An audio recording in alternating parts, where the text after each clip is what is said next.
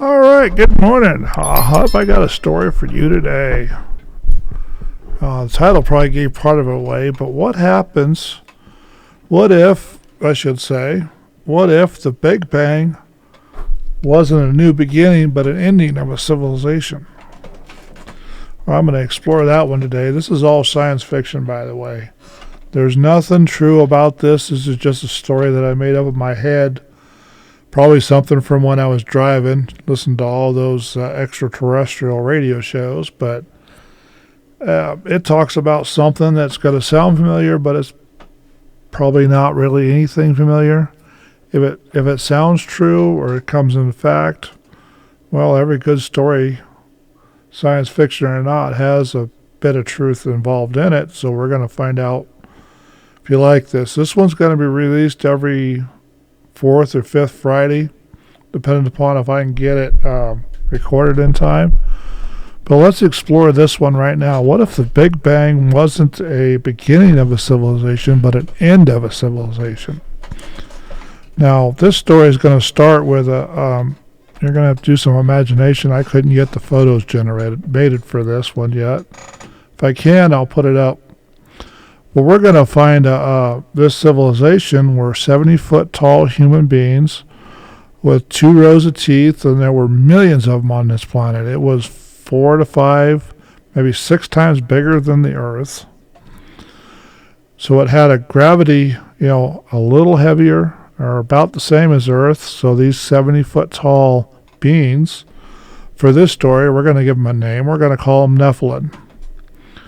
Now, in English language, the Nephilim were fallen angels or gods, which makes it more interesting. But these were people that, they're people just like us. If they're just, taller, bigger, which is, all science fiction. Figure 70 to 80 foot tall, depending upon growth and formula and region of their planet they grew up in. And I imagine everything in their civilization would be kind of like ours, just, a whole lot more high tech. Now, what I'm thinking for the Big Bang is they found themselves a 0-point bomb. They had an argument. They'd probably been designing this sucker for years. And the 0-point weapon, when they fired 1 or 2 at each other in this whole solar system with all these big ass planets, and the sun would have been 4 times or 10 times the size of ours to light the whole surface of those planets up, it would have been kind of interesting. I know I'm all over the place, but that's how I tell stories. Since this is just a thought that goes crazy in my head.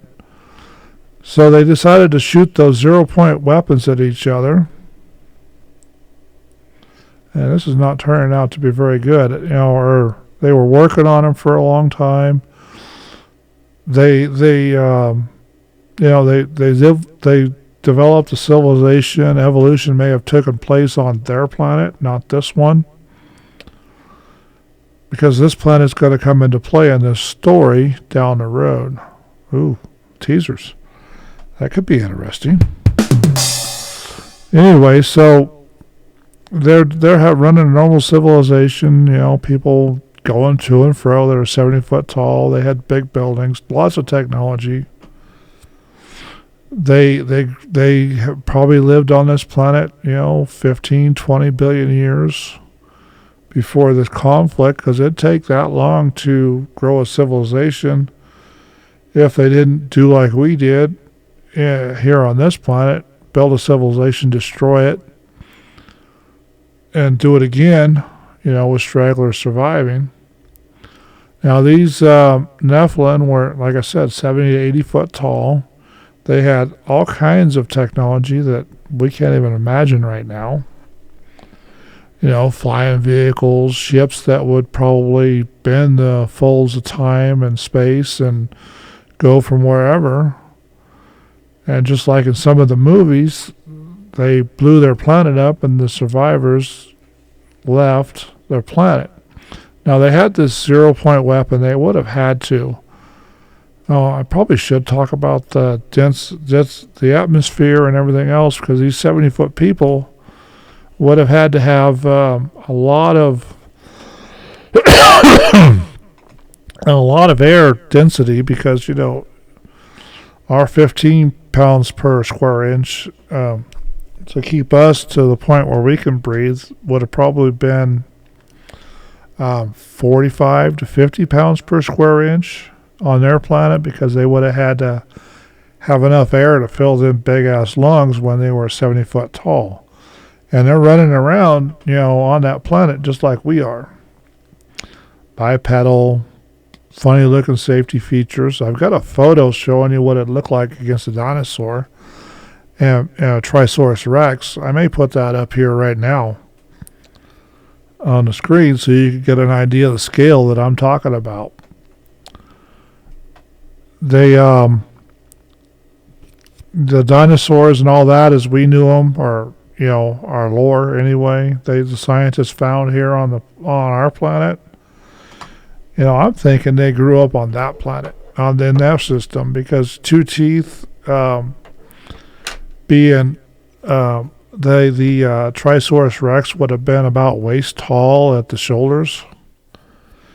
And if he was standing straight up, he'd have been looking nose to nose with the thing. So they could actually control that animal easily if on a big planet like that. Most of the other dinosaurs would have probably been raised like we do cattle for food. Now, we'll get into the whole evolution thing in another video. But if evolution on that planet was the same, as they're saying it was here 15, 20,000 years ago, and they had the planet was actually natural to the system, they had probably 2 or 3, maybe 4 planets that were livable for them, with the 50 to 45 psi air, the light gravity, so they could grow as tall as they did. Or maybe it was just technology made them grow 70 feet tall. I couldn't speculate on that right now. But, it's one of those things that, we've got that happened, and, they had enough technology to blow themselves up with a 0-point weapon. So they had enough technology to get off the planet before they got burned to smithereens. At least the elite did. Or the scientists, or the people who knew it was coming. Just like, we want to go blow things up across the earth. I imagine if they were human beings like us, they would have the same problems.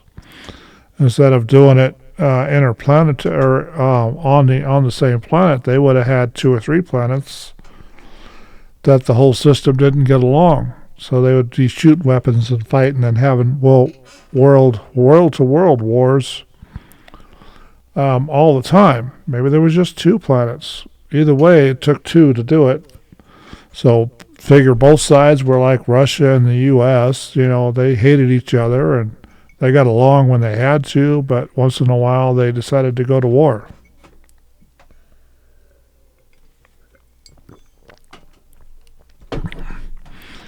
And finally, after, hundreds of billions of years, they figured out how to build a 0-point, I don't know what to call it. It would be a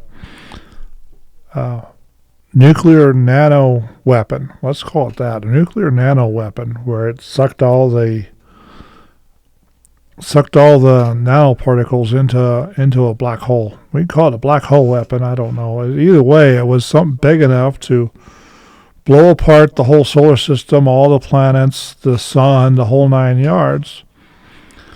Then the debris would have scattered out to be the solar systems that we see now today.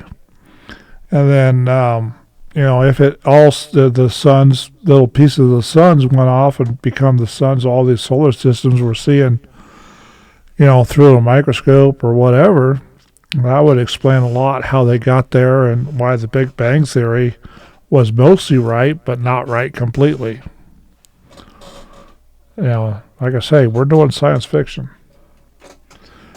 But it does sound, kind of real, doesn't it? Kind of interesting. So then you'll figure some of the refugees went to all these solar systems looking to make a planet for themselves using technology that they already had on their ship. So let's say there's 40 or 50 ships that had 20 or 30 of these big, tall human beings or Nephilims in them. Kind of like what we do. And one of them managed to land on Mars and, turn that into a full civilization. Like we always theory, we came from Mars.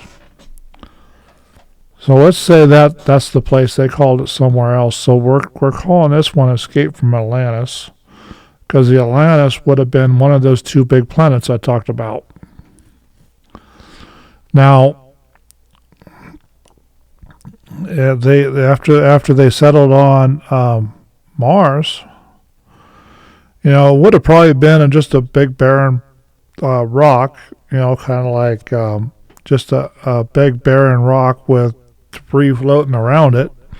So they would have used their big powerful ship or some other technologies to catch a rock out in space and put it at the right, 10% above the equator to get water. Then they would have built something that looks like the Great Pyramid, which we know it's there because there's a place, we're going to show you the photo right now, a place on Mars that has a great big face and a whole bunch of pyramids and a city, or a big pyramid and what looks like a city, a five-sided pyramid. So we're going to call that terraforming device, or terraforming starting device. So they built this thing out of indigenous heavy rock. They set it up to be a piezo generator so they could get DC power into the earth, into the planet, so they could start the thing to spin. Then after it got going, it developed an atmosphere and it could actually support itself.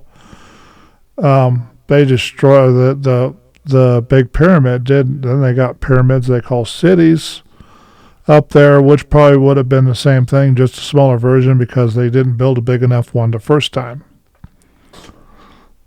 But then they built a full civilization on Mars, and I'm saying they lived there, and they built it to their specifications. The gravity was probably a little heavier than they were used to, but they could adapt. I'm saying the atmosphere was exactly close to what they were used to on their home planet, so they could, walk around just like we do here on the planet, on our Earth.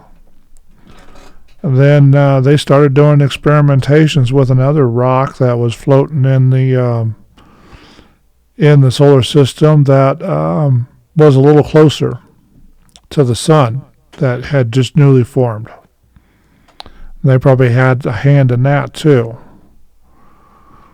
And I'm saying that the civilization on Mars, the 70-foot Nephilim, were there for $2 or $3 billion years, and they built a full civilization there. And they probably had wars and fought just like we do across countries or continents, and I bet they had oceans and salt water and all that, because to make it a DC powered planet like you would an electric motor, you would have had to have North Pole or South Pole, which is DC power generated. It wouldn't take much power. They would have had to have an atmosphere, so they had static electricity to make it work. They would have had all kinds of technologies that I'm just now discovering, and they probably would have been perfecting those technologies over time to make them better so the planet didn't die. And I imagine if the moon hadn't been crushed or blown up or destroyed, that planet would have probably survived and been a viable place for this type of creature or this type of human to live. Now that I've set the stage for the whole thing, or this science fiction story, stay tuned for the next one, because we're going to talk about how these Nephilim built the earth and what they used and how they did it, and a whole lot more about it. Stay tuned for that, and we'll talk to you about that one in 3 or 4 weeks. Please have a great day, and hopefully you enjoyed the story. I'll talk to you later. Bye now. Oh, sun ain't up, but I'm wide awake. Got 1,000 miles of road to take. This 18-wheeler's my steel horse, you see, rolling down the road to set my spirit free. Through sleet and snow and pouring rain, got that diesel running through my veins. 'Cause it takes a lot of grit. Yeah, it takes a lot of grit. 12 hours on the interstate. This heavy load just can't be late. Through snow and rain, I earn my pay. Grit and grind to save